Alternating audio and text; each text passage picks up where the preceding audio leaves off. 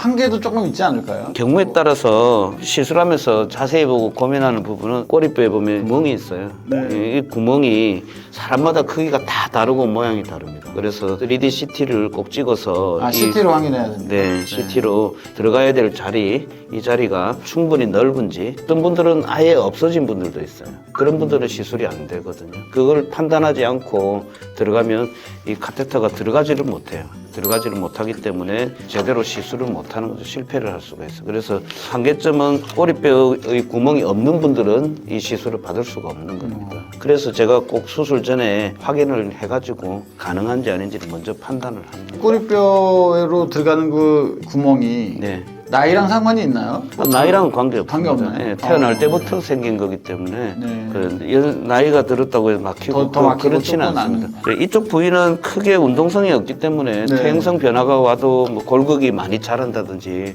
그런 변화는 없습니다. 그래서 의학 용어로 세이크럴 히아투스라고 하는 네, 네, 네. 구멍의 크기가 결국은 이 시술이 되느냐 안 되느냐를 결정하는 거고, 그것이 또 이 시술의 한계점일 수도 있습니다. 그 나머지 부분의 한계점은 큰 문제는 없는 것 같아요. 네. 그리고 의료진들이 펜 시술을 할 때 제일 조금 두려워가 하는 부분들이 카테터가 그냥 신경을 뚫고 경막 속으로 들어가지 않을까 하는 그런 걱정 때문에 여기다가 조영제를 또 넣어서 네, 확인을 맞아요. 합니다. 그런데 조영제를 넣을 필요가 없어요. 이게 조영제가 알러지 있는 분들은 쇼크가 위험하나요? 될 수가 있죠. 그런데 이 시술은 조영제가 필요가 없습니다. 왜냐하면 이게 경막 안쪽인지 어제 보고 바깥쪽인지 내시경을 넣어보면 경막 바깥쪽에는 지방층이 있어요. 그렇죠. 그래서 화면에 팻이 보이면 이거는 안전하게 경막 외쪽이기 때문에 그대로 시술을 진행할 수가 있고, 이렇게 들어가서 경막을 뚫고 들어가면 그 루트들이 보여요. 신경들이. 네.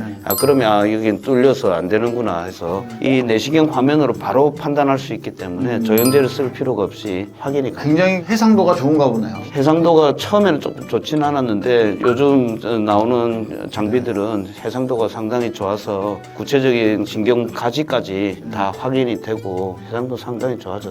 그러면 적응증도 굉장히 넓겠는데. 네, 협착증뿐만 아니라 뭐 중등도 단계의 디스크라든지 박 원장님께서도 내시경 하시다가 네네네. 아래쪽으로 흘러내린 디스크인데 내시경으로 그게 다 나왔는지 안 나왔는지 그렇죠. 확인이 안 되면 답하시잖아요. 네, 또 확인하려면 이게 뼈를 갈아야 돼요. 만약 네. 예를 들면 네. 가는 경우는 없지만 네. 간혹 굉장히 이제 다 나왔는지 궁금할 때가 있습니다. 네. 그런데 이 꼬리뼈 내시경으로 해서 이렇게 넣어가지고 올라가면서 혹시 안 나온 조각이 있는지 네, 다 그것도 볼수 있다. 확인이 가능하고 몇 케이스 하셨잖아요. 같이 컴바인 해가지고 하셨죠. 그래서 남아있는 조각은 또 제가 이 카테터로 네, 네. 밀어 올려가지고 네. 다시 또 옆쪽에 있는 내시경으로 빼내고 네, 네. 그렇게 해서 더 깨끗하게 제거도 가능하고 그렇습니다. 그러면 내시경으로 이렇게 봤을 때 대표적인 소견이 있나요? 이분은 굉장히 많이 아팠겠다라든가 네. 이분은 오래된 것 같다 이런 소견이 있을까요? 내시경 내시경 화면에서 보면 어떤 분들은 그냥 얇은 거미줄 같이 네네. 이렇게 들러붙어 있는 게 이제 디스크하고 신경 사이에 네. 이게 이제 염증 반응이 생기면 섬유화가 일어나기 네네. 때문에 초기 단계에서는 그냥 거미줄처럼 이렇게 네네. 얇게 보여요. 얇게 보이는데 오래되신 분들은 완전히 밴드처럼 이렇게 생겨 있어요. 그래서 밴드를 그 제거하기는 하는 데 시간이 조금 걸리고 그게 제거될 때는 또 이런 느낌이 옵니다. 카테터 이게 샤프트라고 부르는 이 기술인데 이렇게 끝이 이렇게 움직여야지 훨씬 더 정확하게 영상을 보면서 이렇게 이제 방리를 하고, 그래서 제가 또 밀어서 당기고 밀어서 당기고 이렇게 해서 훑어가지고 그 유착이 떨어지면 이 신경이 딱 들러붙어 있던 신경이 이제 뛰어요. 네. 속에서 이제 맥이 생기면서 그 신경이 그 디스크랑 신경 네, 사이가 그렇죠. 유착이 다리가 움직일 때는 신경이 이렇게 왔다 갔다 해줘야 되는데 들러붙어 있으니까 그렇죠. 못 움직이는 거예요. 그러니까 저리고 뭐 엉치가 아프고 그러면서요. 그래서 박리를 다 하고 나면 신경이 아주 자유롭게 뜹니다. 그러면 이분은 이제 병실 가시면 이제 저림이 이제 다 없어지고 많이 만족해 하시겠구나라고 이제 시술하면서 확신을 다 가질 수가 있죠. 수술 안 하고 치료하는 그 대안도 될 수 있겠는데요. 네, 그렇습니다. 그렇죠? 그래서 당장 수술이 힘들고 물론 펜 시술도 그렇게 해서 하긴 했는데 펜보다는 만족도가 훨씬 높기 때문에 수술을 할지 말지 네. 또 해야 되는데 당장은 못 하겠다.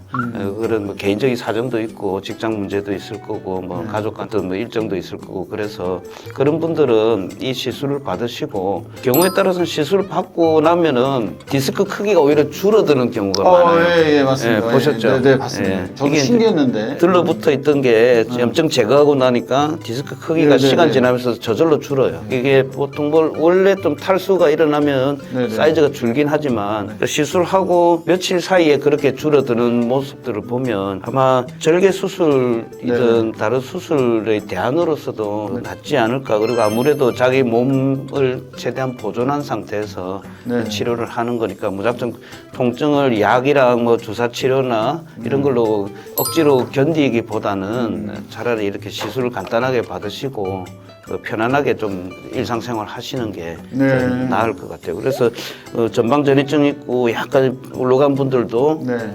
다음날 그 사진 찍어 보니까 오히려 그 공간이 줄어들었다. 많이 넓어지고 디스크는 줄고 의외로 또 그 정도까지 기대는 안 했는데 그런 결과들이 종종 관찰이 되니까 저도 좀 놀랄 때도 깜 있어요. 놀라고 있나요? 예. 아, 원장님도 네, 저도 놀라시죠? 놀랐어요. 신경성형술, 그러니까 이 기존에 여기 네. 그림자를 보고 했던 신경성형술은 사실은 약에 의존했던 게 맞죠. 네. 박리를 한다고 하지만 이게 아래로 정확하게 들어가지 않을 수도 있고 네. 뭐 원하는 곳에 위치하지 않을 수도 있고 또 신경을 건들 수도 있기 때문에 사실은 약에 의한 그런 효과가 많이 있었고 또 꼬리뼈 신경성형술이 그래서 이제 풍선, 그죠? 네. 풍선도 이제 저기다 달아가지고 하는데 권 박사님이 설명하시고 있는 이거는 보고 제거를 하니까 네. 풍선이나 이런 거보다는 필요 효과가 없죠. 뭐 훨씬 높고 네. 또 센 약들, 뭐 스테로이드, 강한 스테로이드들이 있잖아요. 네. 그러니까 그런 항염증성 아주 강한 약들, 몸에는 조금 해로운 이런 거 안 쓰고도 네. 네. 충분히 가능할 것 같은데 제가 볼 때는 어떠세요? 그래서 물리적인 치료하고 화학적인 그렇죠, 치료 그렇죠. 두 가지를 나눠봤을 때 기존 펜 시술은 화학적인 치료에 좀 의존을 많이 의존하는 했었던 그왜 그러냐면 이 정확한 그 부위를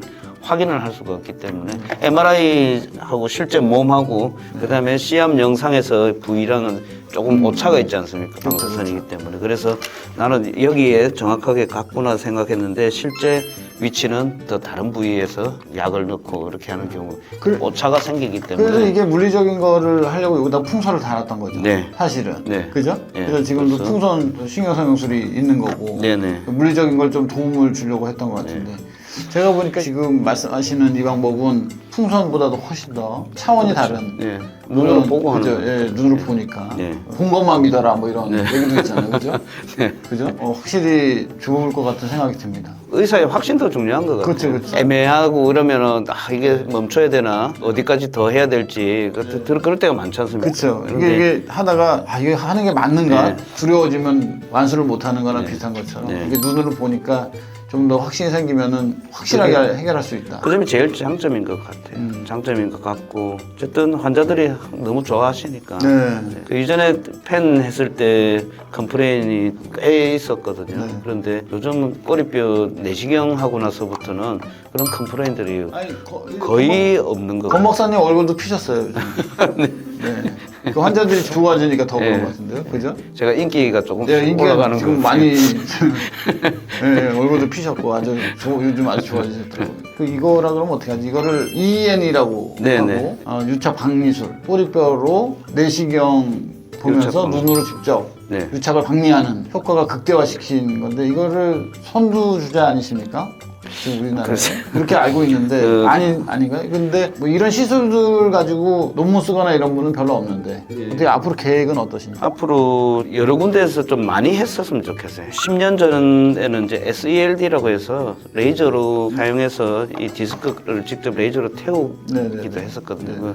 그때 당시부터 좀 했던 술기가 돼가지고 그게 베이스가 되어 있는 거예요. 네 그때도 많이 했었기 때문에 네. 그때보다 오히려 좀 가능 같았고 신경성형수를 대체할 수 있는 네. 그런 그것보다 훨씬 더 결과가 좋은 치료 방법이긴 하고 이 방법이 전국적으로 또는 전 세계적으로 많이 좀 넓어졌으면 좋겠거든요. 당장 의사 선생님들이 시작할 때 조금 네. 두려운 게 이전에 이제 꼬리뼈 내시경을 많이 해보셨던 분들은 쉽게 시작할 수 있는데 꼬리뼈 내시경 안 해보신 분들은 이 해부학적인 모양이라든지 또는 신경 손상이 될 위험성에 대한 좀 두려움들을 가지기 때문에 시작을 잘 못하시고 계신 것 같아요. 그래서 제가 봐도 아직 다른 병원들이 시작을 안 한 데도 네, 많고 네, 네. 또 한다 해도 한두 케이스 네, 이렇게 정도 조심스럽게 지금 네, 하고 있는 것 경험이 같은데. 없었으면 또 그랬을 것 같은데 네, 그래서 그런 부분이 조금 안타깝고 너무 좋은 시술인데 환자들한테도 아주 큰 도움을 줄 수 있는 시술인데 이게 좀 여러 군데